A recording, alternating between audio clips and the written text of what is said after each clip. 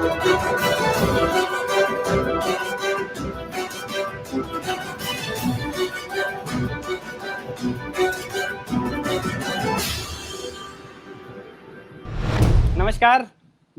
आज हिलमेल टीवी के बात उत्तराखंड की में आप सभी का स्वागत है। मैं हूं ओपी डिमरी। हर बार की तरह 7 से 8 हम एक अहम मुद्दे पर चर्चा करेंगे। उत्तराखंड धार्मिक स्थल है, प्राकृतिक स्थल है।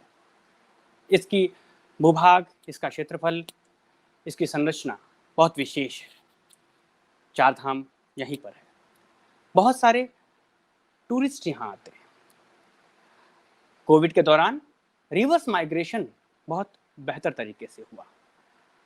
उत्तराखंड जो माइग्रेशन पलायन के विषय पर हमेशा लड़ता रहा है, अब शायद पलायन रिवर्स होने लग गया है।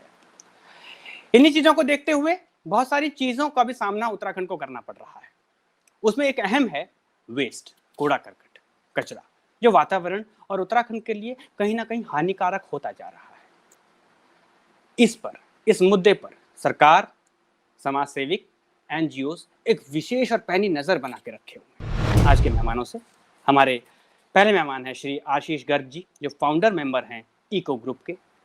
आपका बहुत बहुत स्वागत है आशीष जी। नमस्कार। हमारे दूसरे मेहमान हैं श्री अविनाश प्रताप सिंह जी, जो सीईओ हैं वेस्ट वॉरियर। आप और थोड़ी ही देर में हमारे साथ श्री गौरव गोयल जी, मेयर नगर निगम रुड़की, हमसे जुड़ेंगे और उनका हम बेसब्री से इंतजार कर रहे हैं। और गौरव जी हमारे साथ जुड़ चुके हैं। गौरव जी, आपका बहुत बहुत स्वागत है हिलमेल टीवी के आज के खास कार्यक्रम बात उत्तराखंड की में वेस्ट मैनेजमेंट।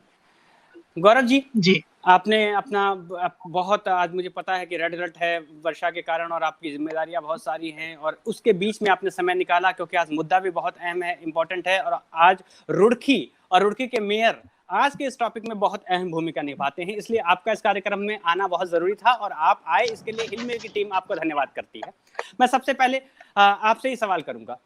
वेस्ट मैनेजमेंट इस बहुत बड़ा अब धीरे धीरे मुद्दा होता जा रहा है, पर्यावरण को नुकसान कर रहा है, और अब नई एक पहल शुरू कर रहा है रुड़की। आप, उसकी जिम्मेदारी आपके कंधों पर है।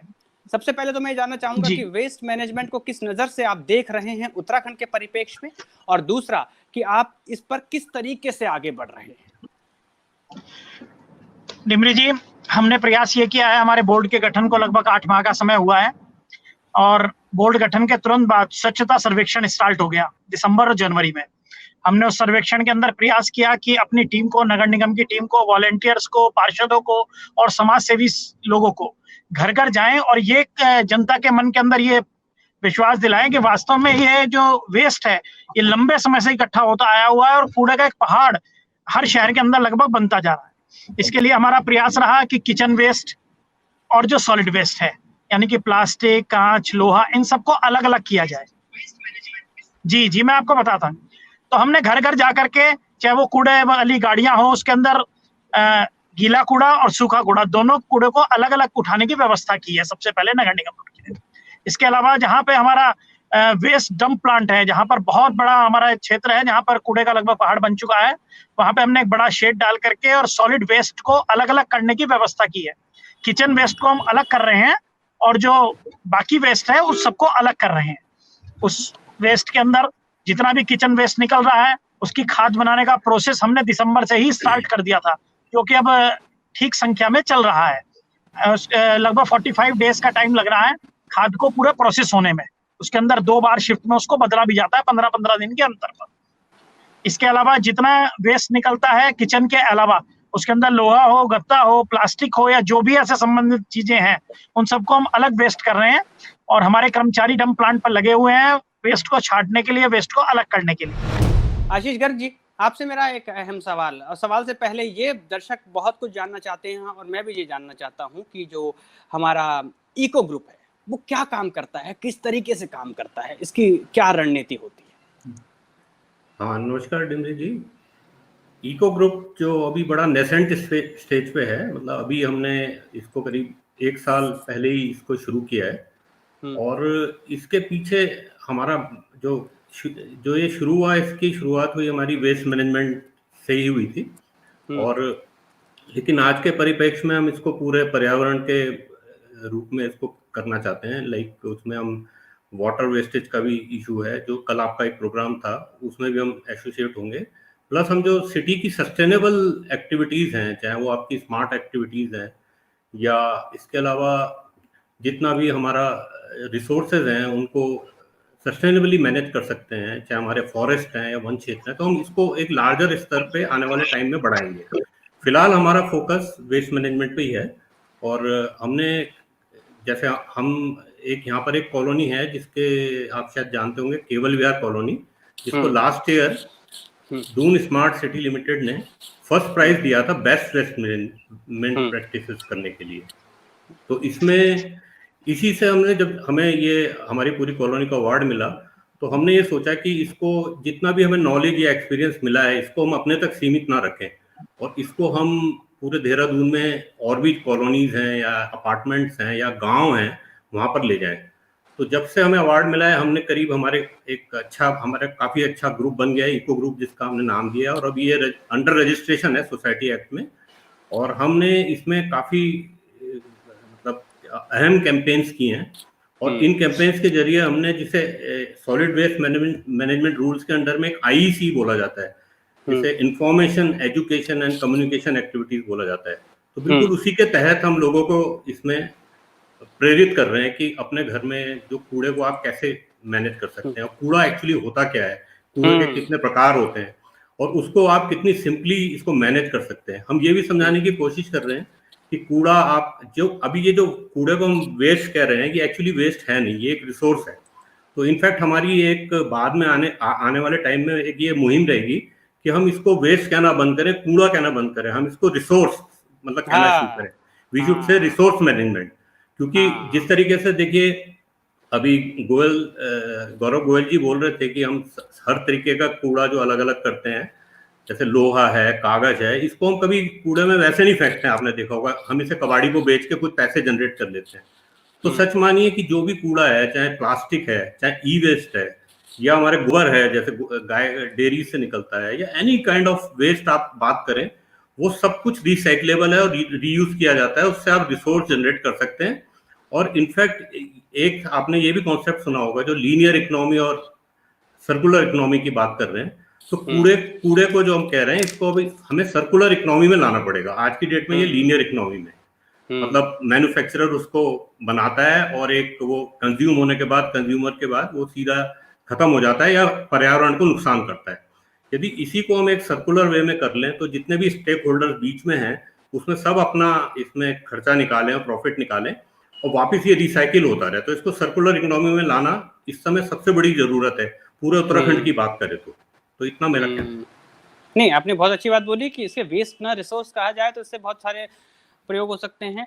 अविनाश जी, हम अब और दर्शक ये जानना चाहते हैं कि वेस्ट वॉरियर क्या काम करती है, किस तरीके से काम करती है और क्यों करती है। नमस्कार डिमरी जी, नमस्कार सबको जो ये अभी शो देख रहे हैं। मैं 2 मिनट लेके वेस्ट वॉरियर्स के बारे में बताऊंगा। वेस्ट वॉरियर्स एक संस्था है, एक समाजसेवी संस्था है जिसकी स्थापना जोडी अंडरहिल ने की थी। ये एक ब्रिटिश सिटीजन थी जो इंडिया में घूमने आई थी और उनको लगा कि सिटीजन मूवमेंट जो है एक अच्छा तरीका होता है किसी भी प्रॉब्लम को सॉल्व करने के लिए। तो उन्होंने सिटीजन्स को मोबिलाइज करके, उन्होंने अपने नागरिकों को मोबिलाइज करके कचरे की समस्या को दूर करने के लिए एक मुहिम छेड़ी और वो मुहिम आज वेस्ट वॉरियर्स के नाम से जानी जाती है। वेस्ट वॉरियर्स इतनी टाइम के साथ आगे बढ़ी और बड़ी हुई कि अभी हम देहरादून, धर्मशाला और Jim Corbett national park, Uttarakhand में 2 ऐसी लोकेशंस हैं और हिमाचल में एक ऐसी लोकेशन है जहाँ पे हमारे काम चलते हैं, प्रोजेक्ट्स चलते हैं। और इस प्रोजेक्ट में हम 3 तरह का काम करते हैं। एक गर्ग साहब ने ऑलरेडी बताया, एक IEC जो मेन कंपोनेंट है वो हमारा IEC है कि हम लोगों में अवेयरनेस करते हैं कचरा सेग्रीगेट करना क्यों जरूरी है, इसको हम एज ए रिसोर्स कैसे इस्तेमाल कर सकते हैं, उसके कचरे की जो बायोडिग्रेडेबल वैल्यू है वो क्या है, नॉन बायोडिग्रेडेबल चीजें हैं उसको हम कैसे रिसाइकिल कर सकते हैं। इन प्रोग्राम्स के अंतर्गत हम लोगों में अवेयरनेस करना चाहते हैं। जो दूसरा कंपोनेंट हमारा है वो है कलेक्शन, ट्रांसपोर्टेशन, प्रोसेसिंग और डिस्पोजल। सो हम एक मॉडल वार्ड बनाने की कोशिश करना चाहते हैं कि अगर एक 2000 हाउस होल्ड की यूनिट है तो उसी 2000 हाउस होल्ड के यूनिट पे कैसे वेस्ट मैनेज किया जा सकता है कि सब कुछ डिसेंट्रलाइज तरीके से हो जाए, हमारा जो कार्बन फुटप्रिंट है वो लोअर रहेगा, जो हमारी एनर्जी इफिशियंसी है, जो हमारा रिसोर्स लग रहा है रिसोर्स मैनेज करने में, उसको हम कैसे रिड्यूस कर पाए। बहुत ही अच्छे तरीके से गर्ग साहब ने बताया कि सर्कुलैरिटी जरूरी है हमारे किसी भी रिसोर्स को मैनेज करने के लिए, तो उस पर हम काम करते हैं। दूसरा मुद्दा हमारे काम का ये है, और तीसरा जो हमारे काम का मुद्दा है वो एडवोकेसी है, नॉलेज मैनेजमेंट, कि अगर हमने कुछ सीखा है, अगर हमने कुछ जमीन पर काम करते हुए समझा है, तो उसको हम सरकार को कैसे बताएं, म्युनिसिपल कॉर्पोरेशन के साथ कैसे मिलकर काम करें, और उस चीज को हम रेप्लिकेट कैसे करें। अगर हमने काम किया, हमने कुछ सीखा, तो वो अलग स्केल पे कैसे पहुंचे, दूसरी म्युनिसिपल कॉर्पोरेशंस, काउंसिल्स और ग्राम पंचायत उसका फायदा कैसे उठाएं।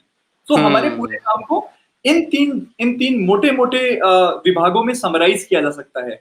और अभी हमारा सबसे बड़ा काम देहरादून धर्मशाला कॉर्बेट में चल रहा है, जहां पे हम बहुत ही बड़ी इंटरनेशनल ऑर्गेनाइजेशंस के साथ मिलके, पीसीबी पोल्यूशन कंट्रोल बोर्ड और नगर निगम के साथ मिलके ये प्रोजेक्ट्स इंप्लीमेंट कर रहे हैं, जहां पे उत्तराखंड का पहला बड़ा मटेरियल रिकवरी फैसिलिटी जो है हर्रावाला में खोला गया है, जिसकी capacity 5 ton per day plastic process करने की है। और जो प्लास्टिक एक बड़ी कैटेगरी है, उसको हम करीब 70 अलग अलग कैटेगरीज में सेग्रीगेट करके रिसाइकलिंग के लिए भेजते हैं। तो एक ब्रीफ इंफॉर्मेशन बेस्ड कोर्स के बारे में ये है डिम्री जी। मैं पूरे प्रदेश की जनता से ही ये अपील करना चाहूंगा कि जिस प्रकार सरकार इस पूरे प्रोग्राम को लेके बहुत अधिक अवेयर है। माननीय मोदी जी ने स्वच्छ भारत अभियान पहले दिन ही, जब 2014 में कुर्सी संभाली थी, तो उसके बाद मैं समझता हूँ शायद पहला अभियान था उनका स्वच्छ भारत अभियान। भारत को स्वच्छ बनाना है, बीमारी मुक्त बनाना है, सुंदर बनाना है। उसी के निमित्त ये उठने वाला एक कदम है सॉलिड वेस्ट मैनेजमेंट। घर से निकलने वाले कूड़े को हम किस तरीके से निस्तारण करेंगे, उसमें से हम क्या यूटिलाइज कर सकते हैं, मैक्सिमम खाद हम कैसे बना सकते हैं, कुछ और उपयोगिता किस तरह ला सकते हैं, उस कूड़े से बिजली हम किस तरह बना सकते हैं। ये सब एक बहुत महत्वपूर्ण विषय है। और ये जनता के जन जागरूकता का जो कार्य है, ये वास्तव में सरकारी एजेंसियों का कार्य है। ये नगर निगम, नगर पालिका, नगर पंचायतों का काम है, लेकिन जागरूक होना ये जनता का काम। हम सिर्फ उनको अवेयर करने का प्रयास कर सकते हैं, अवेयर उन्हें स्वयं की प्रेरणा से होना पड़ेगा। और जब सब लोग, मैं समझता हूँ अगर 80% लोग भी अवेयर हुए, तो निश्चित रूप से इसके बेहतर से बेहतर रिजल्ट देखने को मिलेंगे।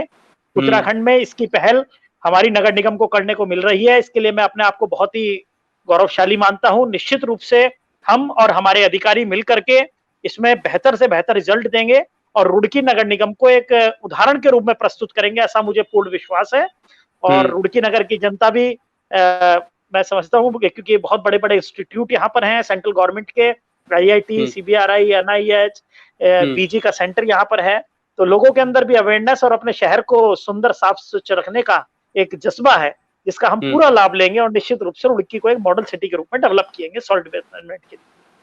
हिलमिल की टीवी की तरफ से आपको बहुत बहुत बधाई इस जिम्मेदारी के लिए, और जिस खूबी के तरह, जिस होशियारी और जिस मैनेजमेंट के तहत आप इस काम को आगे बढ़ा रहे हैं और आप इसमें सफल हों, और रुड़की के साथ साथ ये चीज आगे बढ़े और पूरा उत्तराखंड सुंदर बने, कूड़ा मुक्त हो और वेस्ट मैनेजमेंट पे काम करे।